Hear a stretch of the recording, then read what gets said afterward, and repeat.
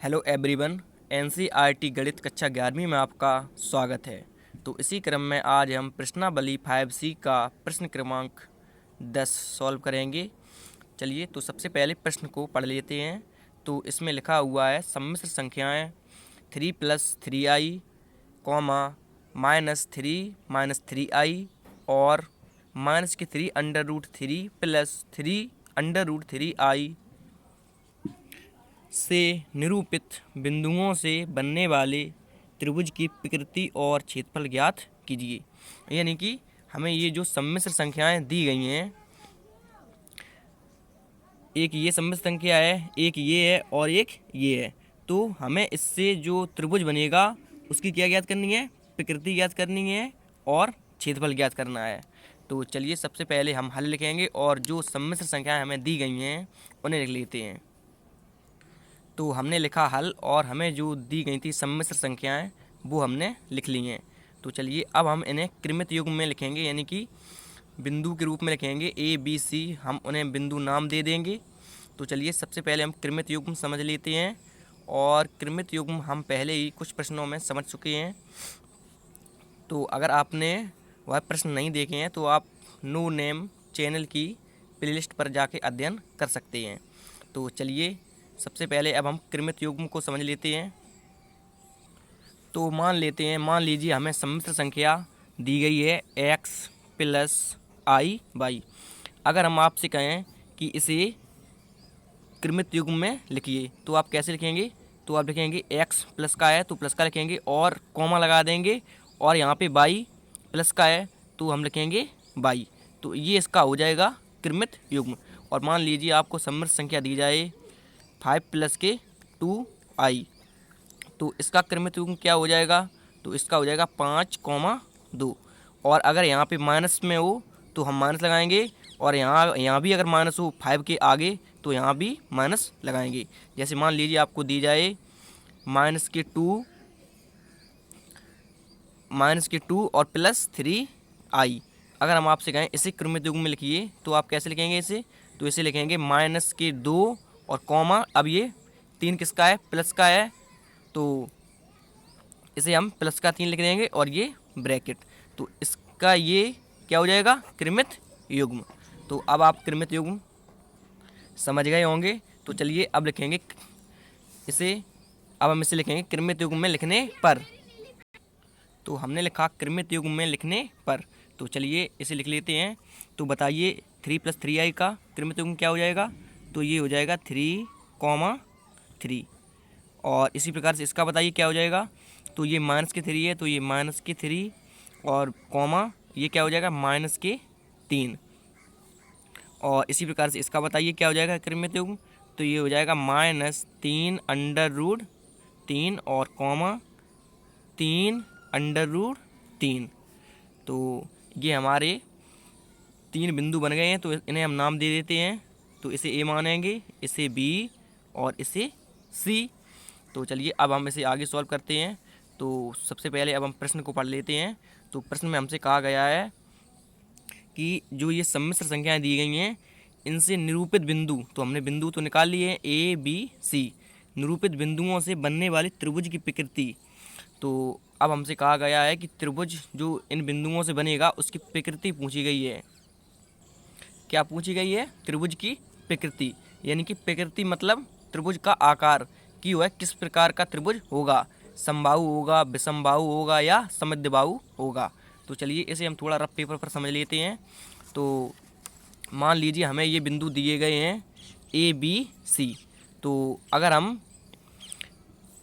इसे A B बराबर B C बराबर सी ए, इसका मतलब क्या हुआ कि जो हम त्रिभुज बनाएंगे, मान लीजिए ये हमने एक त्रिभुज बनाया और इसे नाम दे दिया हमने ए बी और सी। तो अगर इस त्रिभुज की तीनों भुजाएं बराबर होंगी, ए बी बराबर बी सी और बराबर सी ए या ए सी, तो आप समझ रहे होंगे कि अगर इस त्रिभुज की तीनों भुजाएं बराबर होंगी तो वह कैसा होगा? समबाहु होगा। कैसा होगा? समबाहु। तो वह हमारा समबाहु त्रिभुज हो जाएगा। और अगर, तो आप समझ रहे होंगे कि अगर हमारी त्रिभुज की तीनों भुजाएं बराबर होती हैं तो वह कैसा होता है, समबाहु। और अगर हमारी त्रिभुज की मान लीजिए केवल दो भुजाएं बराबर होंगी तो वह कैसा हो जाएगा, विषम बाहु। अगर दो भुजाएं बराबर होंगी तो कैसा होगा, समद्विबाहु। दो मतलब समद्विबाहु त्रिभुज हो जाएगा। अगर दो भुजाएं बराबर होंगी तो कैसा हो जाएगा, समद्विबाहु त्रिभुज। तो मान लीजिए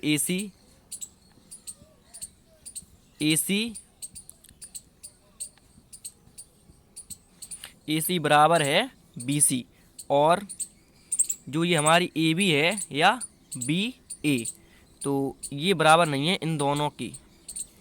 तो आप समझ रहे होंगे कि AC के बराबर तो BC है, लेकिन जो हमारी AB भुजा है ये AB, ये BC और AC के बराबर नहीं है। यानी कि ये दो भुजाएं हमारी बराबर हैं और ये तीसरी भुजा बराबर नहीं है। तो आप समझ रहे होंगे ये कैसा हो जाएगा, समद्विबाहु त्रिभुज, जिसकी दो भुजाएं बराबर होंगी। और अगर हम मान लीजिए विषमबाहु की बात करें तो वह किस प्रकार से बनेगा, देख लीजिए। तो ये हमारा हो जाएगा विषमबाहु त्रिभुज। देख लीजिए कैसे, AB बराबर नहीं है BC के, और जो BC है वो AC के बराबर नहीं है। यानी कि तीनों भुजाएं आपस में समान नहीं है। तो आप समझ गए होंगे ये कैसा हो जाएगा हमारा, विषमबाहु त्रिभुज।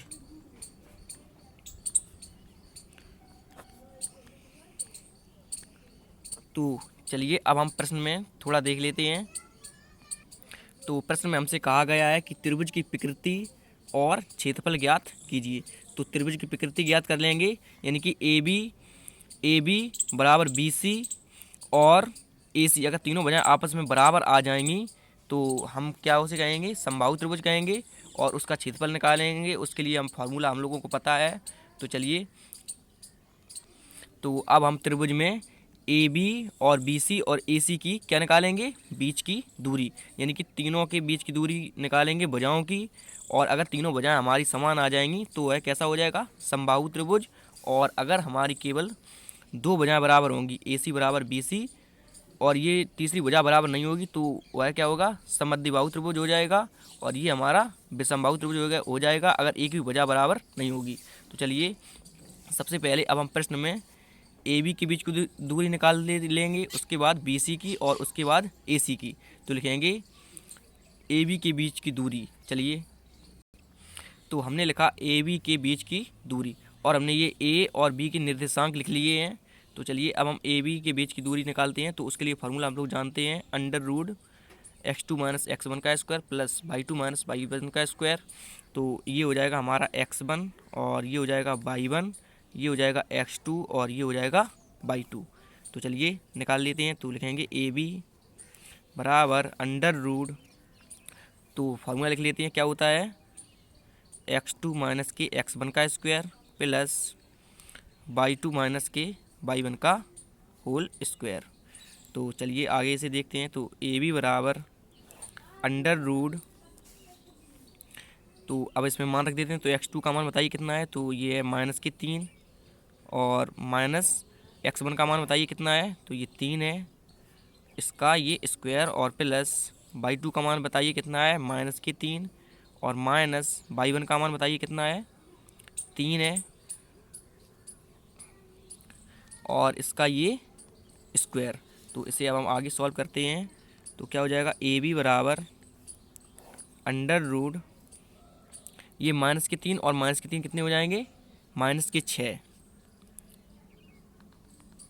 तो ये -6 हो जाएंगे, और ये वर्ग ज्यों का त्यों, प्लस लगा दीजिए। उसके बाद -3 और -6, इसी प्रकार से ये भी हो जाएंगे -6, और ये वर्ग ज्यों का त्यों।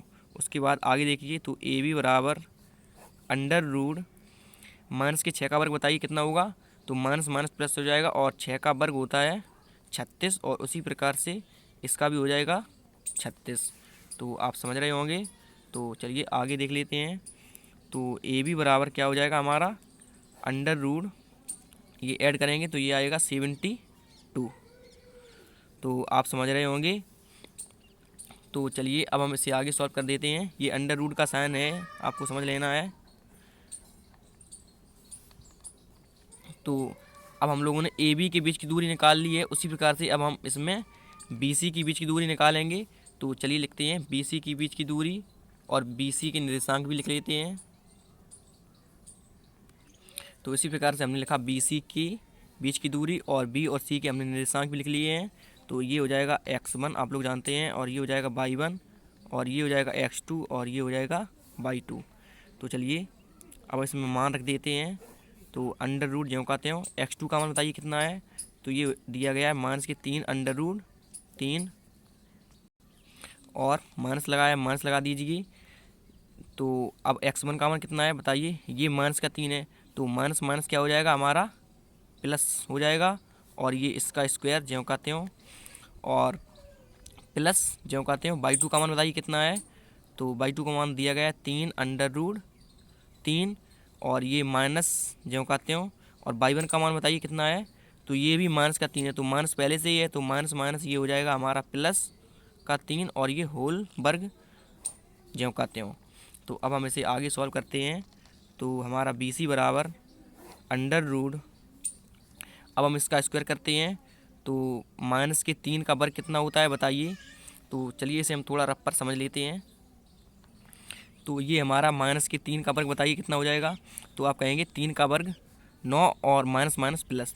तो 3 का वर्ग 9, और ये चूँकि 3 अंडर रूट 3 है तो ये गुणा में है, तो अंडर रूट 3 का वर्ग बताइए कितना होता है। तो ये 3 ही हो जाएगा, क्योंकि जब हम इसे अंडर रूट 3 का वर्ग करेंगे, यानी कि इसे 2 बार लिखेंगे अंडर रूट 3 गुणित अंडर रूट 3, तो इसमें से एक अंडर रूट 3 हमारा बाहर आ जाएगा। तो आप समझ गए होंगे। और ये प्लस लगाया तो आपको प्लस लगा देना है, और 3 का वर्ग कितना होता है, 9 होता है। तो अब हम इसे जोड़ेंगे, तो यानी कि 9 का गुणा 3 में करेंगे, 9 तिया 27, और ये प्लस जो कहते हो। तो 27 और 9 कितने होंगे बताइए। तो 9 7 16, और एक हासिल वाला हमारा कितना हो जाएगा, 2 और 1 3, यानी कि 36 हमारा इसका आंसर आ जाएगा। उसी प्रकार से अब इसे भी देख लेते हैं। तो इसका बताइए कितना हो जाएगा। तो 3 का वर्ग 9, और अंडर रूट 3 का वर्ग हम लोगों ने अभी निकाला हुआ है, देख लीजिए 3 आया है, और प्लस लगाया तो प्लस लगा दीजिए। 3 का वर्ग बताइए कितना होता है। तो ये 9 हो जाएगा, और 9 तिया 27 + 9, तो 27 + 9 बराबर 36। तो अब हम इनके स्थान पे 36 लिखेंगे, और प्लस जो कहते हो, और इसका भी मान 36। तो चलिए लिख देते हैं। तो लिखेंगे हम 36 + 36। तो अब हम आगे सॉल्व करेंगे। तो बी सी बराबर अंडर रूट, ये भी हमारा आ जाएगा 72, यानी कि हमारी दो भुजाएं बराबर आ गई हैं। तो अब हम ए और सी के बीच की दूरी भी निकाल लेते हैं। तो लिखेंगे ए सी के बीच की दूरी, और उसके निर्देशांक भी लिख लेते हैं। तो हमने लिखा ए सी की बीच की दूरी, और ए और सी के निर्देशांक भी हमने लिख लिए हैं। तो चलिए अब इसमें फार्मूला भी हमने लिख लिया है, तो अब हम इसमें मान रख देते हैं।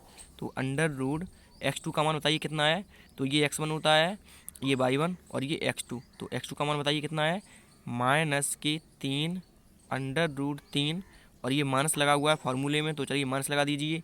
x1 का मान बताइए कितना होता है। तो ये x1 होता है, ये y1 होता है। तो x1 का मान कितना है हमारा 3, और इसका ये होल स्क्वायर जो कहते हैं प्लस लगाए, प्लस लगा दीजिए। y2 का मान बताइए कितना है। तो ये x1, ये y1, ये x2, ये y2। तो y2 का मान कितना है 3 अंडर रूट 3। तो हम लिखेंगे 3 अंडर रूट 3, और ये माइनस लगाया तो माइनस लगा दीजिए। और आगे y1 का मान बताइए कितना है। तो x1 y1 का मान कितना है 3। तो ये 3, और इसका ये होल स्क्वायर ज्यों का त्यों। तो अब चलिए इसे आगे सॉल्व कर लेते हैं।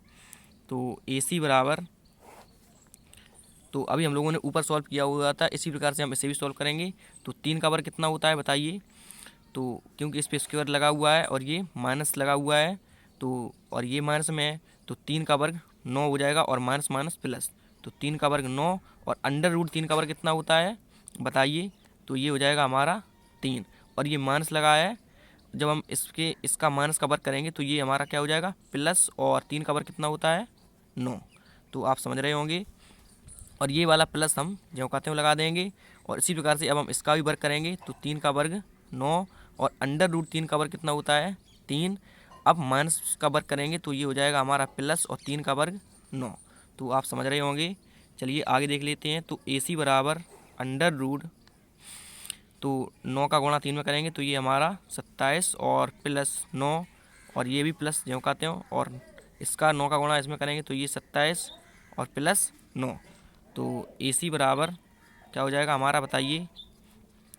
तो जब हम इन सबको ऐड करेंगे तो हमारा कितना आएगा, 27 और 9 36, और 27 और 9 36।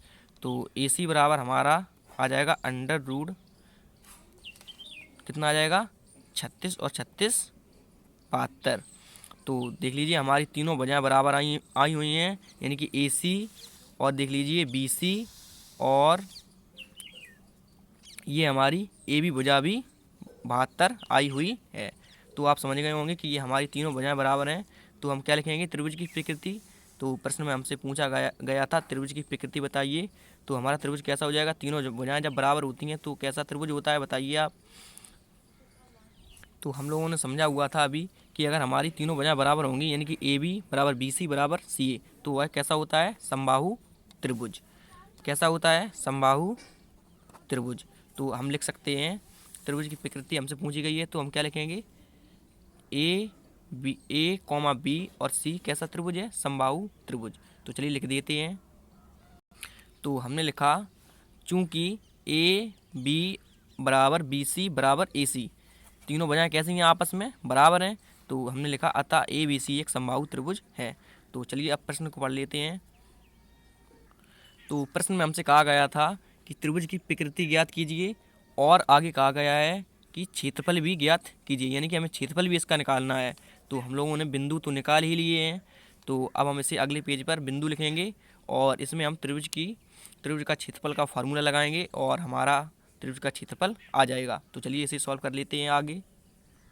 तो हमें जो बिंदु दिए गए थे वो हमने लिख लिए हैं। तो अब हम इसमें आगे त्रिभुज का क्षेत्रफल निकालेंगे। तो उसके लिए हम पहले फार्मूले को देख लेते हैं, चलिए। तो वो हमारा कुछ इस प्रकार होता है, त्रिभुज का क्षेत्रफल का फार्मूला। तो चलिए अब हम उसमें x1/1, x2/2, x3/3 मानेंगे, और इसमें इस फार्मूले में रख देंगे, और हमारा त्रिभुज का क्षेत्रफल आ जाएगा। तो चलिए सबसे पहले अब हम इस फार्मूले को लिख लेते हैं। तो हमने त्रिभुज का फार्मूला लिख लिया है, त्रिभुज के क्षेत्रफल का। तो चलिए अब हम इसमें, ये हमारा क्या हो जाएगा, ये हमारा x1 हो जाएगा, ये y1, ये x2, और ये y2, और ये x3, और ये हमारा क्या हो जाएगा, y3। तो चलिए अब हम इसमें मान रख देते हैं। तो A बराबर, तो हमने A माना क्योंकि क्षेत्रफल एरिया होता है, इंग्लिश में से एरिया बोलते हैं। तो A बराबर 1/2 अंडर रूट x1 का मान बताइए कितना है। तो ये हमें दिया गया है 3, और ये ब्रैकेट जो कहते हैं y2 का मान बताइए कितना है। तो y2 का मान -3 है, और ये माइनस फार्मूले में जो कहते हो y3 का मान बताइए कितना है। तो ये हमें दिया गया है 3/3। तो इसे लिख लेते हैं, और प्लस x2 का मान बताइए कितना है। तो x2 का मान हमें दिया गया है -3। तो ये प्लस माइनस हमारा क्या हो जाएगा, माइनस ही हो जाएगा। चलिए हम यहीं पे इसे माइनस बना देते हैं। आपको समझ लेना है कि x2 का मान -3 है, और ये प्लस है, तो प्लस माइनस माइनस हो जाएगा। और y3 का मान बताइए कितना है। तो y3 का मान हमें दिया गया है 3/3, और माइनस जो कहते हो। तो आगे अब हमारा क्या हो जाएगा, देखिए। तो y1 का मान इसमें रख देते हैं, हमने ये माइनस जो कहते हो लगा दिया है, और y1 का मान बताइए कितना है। तो ये हमारा कितना दिया गया है, y1 का मान 3 दिया गया है। तो चलिए इसे लिख देते हैं, और प्लस x3 का मान कितना दिया गया है। तो हमें ये -3/3 दिया गया है। तो माइनस प्लस क्या हो जाएगा, यहाँ भी ये माइनस हो जाएगा, आपको समझ लेना है। और हम लिखेंगे 3/3, और y1 का मान कितना है बताइए। तो अभी हम लोगों ने लिखा हुआ था 3 दिया गया है, और ये माइनस जो कहते हो। और y2 का मान बताइए कितना है। तो y2 का मान हमें दिया गया है -3। तो यानी कि माइनस माइनस ये यहाँ पे क्या हो जाएगा, प्लस, और ये 3, और ये ब्रैकेट जो कहते हो। तो आप समझ गए होंगे। तो अब हम इसे आगे सॉल्व करते हैं। तो आगे हमारा क्या हो जाएगा, तो ये A बराबर 1/2, और ये ब्रैकेट जो कहते हो। अब हम 3 का इस ब्रैकेट में अंदर गुणा करेंगे। तो 3 का पहले इसमें करेंगे, तो माइनस, और यहाँ पे इसके आगे कुछ भी नहीं, तो हम प्लस मानते हैं, तो माइनस में ही आएगा ये माइनस प्लस माइनस ही हो जाएगा, और 3 का 3 में करेंगे तो ये 9, और इसी प्रकार से यहाँ भी हो जाएगा, माइनस का इसमें गुणा करेंगे यानी कि प्लस का 3 और ये माइनस का 3 किसका हो जाएगा, माइनस का होएगा, और 3 का 3 में गुणा करेंगे तो ये 9 और अंडर रूट 3। तो आगे अब हमारा क्या हो जाएगा, ये माइनस जो कहते हो, अब 3 का इस ब्रैकेट में गुणा करेंगे तो ये भी हो जाएगा 3 का गुणा 3 में, और ये 9 और अंडर रूट 3 जो कहते हो। उसी प्रकार से आगे अब हम माइनस का पहले गुणा करेंगे तो माइनस यहाँ भी है और माइनस यहाँ भी है, तो माइनस माइनस क्या हो जाएगा, प्लस हो जाएगा, और 3 का 3 में गुणा करेंगे तो ये 9। और इसी प्रकार से अब हम इसमें आगे देखते हैं, तो माइनस और ये प्लस के 3 है तो ये माइनस यूँ कहते हो, और 3 का 3 में करेंगे तो ये 9 और अंडर रूट 3 जो कहते हो। उसी प्रकार से अब हम माइनस का अंदर पहले गुणा करेंगे तो ये माइनस प्लस क्या हो जाएगा, माइनस हो जाएगा, और 3 का 3 में करेंगे तो ये 3 त्रिका 9 और अंडर रूट 3 ज्यों का त्यों। तो आप समझ गए होंगे। तो चलिए अब हम इसे आगे देख लेते हैं। तो आगे ये हमारा a बराबर 1/2 ब्रैकेट, तो अब हमारा आगे देखिए क्या हो जाएगा, तो ये माइनस का 9 और ये प्लस का 9 आपस में कैंसिल हो जाएगा। और अब देख लीजिए ये हमें चारों संख्याएं माइनस में है, यानी कि ये माइनस के 9 अंडर रूट 3, और ये भी है माइनस के 9 अंडर रूट 3, और ये भी इसी प्रकार से है। तो चलिए अब हम इन्हें माइनस में हैं हमारी ये चारों संख्याएं, तो चलिए इन्हें हम ऐड करेंगे तो ये माइनस में ही आएंगी, तो हम इसे लिखेंगे माइनस, और 9 यहाँ भी है, 9 यहाँ भी है, और 9 यहाँ भी है, और 9 यहाँ भी है। तो चलिए कितने हो जाएंगे, 9 दूनी 18, 9 तिया 27, और 9 चौके 36, यानी कि 4 बार है, 1 2 3 4। तो ये हमारा कितना हो जाएगा 36, और अंडर रूट 3 सब में है, तो चलिए अंडर रूट 3 लिख देते हैं, और ये ब्रैकेट जो कहते हो। तो आप समझ गए होंगे, इन्हें हमने ऐड कर दिया है, और माइनस में ही आएगा क्योंकि माइनस में ही है सभी, तो जब हम इसे जोड़ेंगे तो माइनस में ही आएगा। तो चलिए अब हम इसे आगे सॉल्व करते हैं। तो a बराबर, अब हम 2 से इसे कैंसिल कर देंगे तो ये कितना हो जाएगा 18 हो जाएगा, तो माइनस के 18 अंडर रूट 3। तो यही हमारा आंसर हो जाएगा।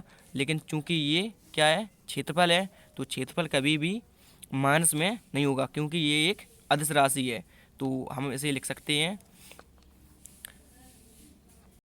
तो हमने लिखा क्षेत्रफल अदिश राशि है, यह कभी भी ऋणात्मक नहीं हो सकता है, अतः a बराबर अंडर रूट 3 वर्ग मात्रक। अंडर रूट कितना दिया गया है, a बराबर 18 अंडर रूट 3 वर्ग मात्रक। तो यही हमारा आंसर हो जाएगा, और प्रश्न में हमसे क्षेत्रफल पूछा गया था। तो चलिए अब आप इसका स्क्रीनशॉट ले लीजिए। तो ये है हमारा पहला शॉट। तो अब इसके आगे ये है दूसरा शॉट, और इसके आगे ये है तीसरा शॉट, और इसके आगे इसका भी ले लीजिए, और इसके आगे इसका भी ले लीजिए, और इसके आगे ये बचा हुआ है इसका भी ले लीजिए। तो हमसे त्रिभुज में क्षेत्रफल पूछा गया था और त्रिभुज की प्रकृति पूछी गई थी, तो हमने दोनों सॉल्व कर लिए हैं। तो आशा करता हूँ कि यह प्रश्न आपको समझ में आ गया होगा। Thank you.